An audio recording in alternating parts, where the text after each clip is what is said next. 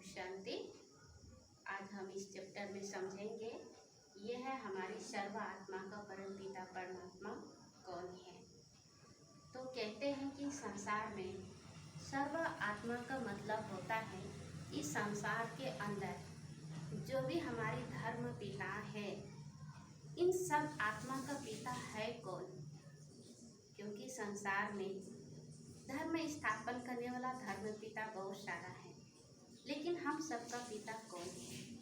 इसलिए परमात्मा ने हमें यहाँ स्पष्ट बताते हैं कि बच्चे जैसे रामेश्वर है, तो वास्तव में रामेश्वर यानी राम का ईश्वर कौन है। तो राम अगर ईश्वर है तो राम किसको पूजा कर रहे हैं। राम क्यों शिव बाबा के ऊपर शिवलिंग बना करके पूजा करते हैं। इसलिए परमात्मा कहते हैं कि बच्चे राम भगवान नहीं, राम अर्थात दिल को आराम देने वाले, सुकून देने वाले।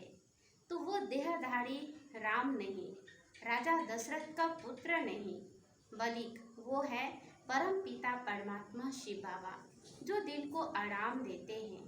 वो है परमात्मा का यादगार। इसलिए परमात्मा का एक नाम है रामेश्वर। इसलिए राम ने भी इस परमात्मा के ऊपर जल चढ़ाते हुए दिखाते हैं। इसलिए परमात्मा का नाम एक नाम रामेश्वर है। इस प्रकार से अमरनाथ दिखाते हैं। अमर अर्थात जो कभी मरता नहीं। तो परमात्मा ने कहा बच्चे जब आत्मा नहीं मर सकता है तो परमात्मा भला कैसे मरेंगे।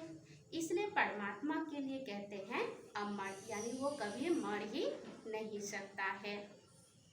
तो इसलिए अमर हम सब आत्मा का पिता है। तो परमात्मा कहते जहाँ साधु संत सन्यासी जाकर के जल चढ़ाते हैं, परमात्मा से मिलने जाते हैं। इसलिए परमात्मा का एक नाम अमरनाथ है। और यह विश्वनाथ, विश्व अर्थात विश्व की आत्माओं का पिता जो पूरे विश्व को कल्याण करते हैं, वो हम सबका पिता है। और यह है हमारा सोमनाथ।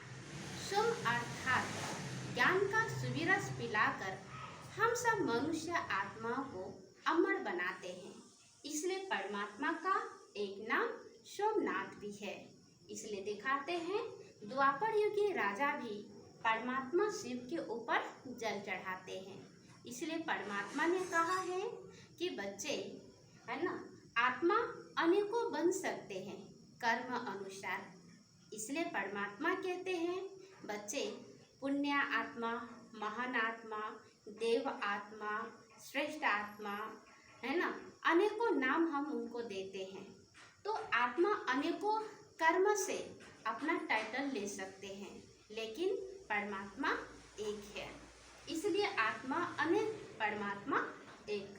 इस प्रकार से पशुपति नाथ भी दिखाते हैं।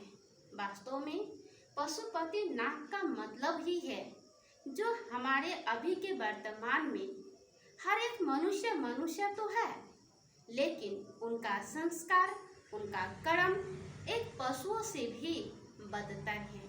इसलिए परमात्मा कहते हैं पशु तुल्य मनुष्य आत्मा को देवतुल्य बनाने वाले एक परमात्मा शिव बाबा है। इसलिए एक नाम परमात्मा का पशुपति नाथ भी पड़ा। और यह है मक्का मदीना जो कि मुसलमान ने उन्होंने कहा अल्लाह खुदा नूर है, और हम बच्चे हिंदू में कहते हैं भगवान, है ना, भगवान है। इसलिए उन्होंने अल्लाह खुदा नूर कह करके उसी परमात्मा शिव को ज्योति रूप में वो याद करते हैं, और हम बच्चे भगवान के रूप में, शिवलिंग के रूप में याद करते हैं। इस प्रकार से जापान में भी दिखाते हैं परमात्मा को शिव बाबा की प्रतिमा बना करके मन और बुद्धि को एकाग्र करते हैं। शिवलिंग के रूप में रख करके अपने मन और बुद्धि को, है ना, एकाग्र करके परमात्मा को याद करते हैं।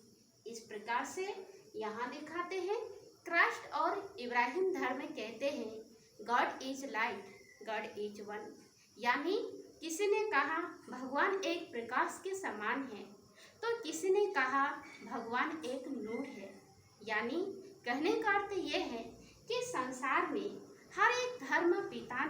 अलग अलग नामों से, अलग अलग रूपों से परमात्मा को याद किया। इसलिए परमात्मा ने कहा कि बच्चे, संसार में अनेक धर्म पिता है, इसलिए कहते हैं कि सर्व आत्मा का पिता, यानी हम सब आत्मा का पिता एक ही परमात्मा शिव बाबा है। हम उसी के संतान हैं, वो हमारा पिता है। इसीलिए सभी धर्म स्थापन करने वाला धर्म पिता ने एक परमात्मा के तरफ ही इशारा किया कि वही परमात्मा है, वही नूर है, वही एक प्रकाश के समान है। इसलिए परमात्मा ने कहा बच्चे, इसलिए हम लोग कहते हैं सब धर्म को एक करो। वो धर्म यानी परमात्मा एक है ना, एक समान है, और वो लाइट है, एक प्रकाश के समान है। अच्छा, ओम शांति।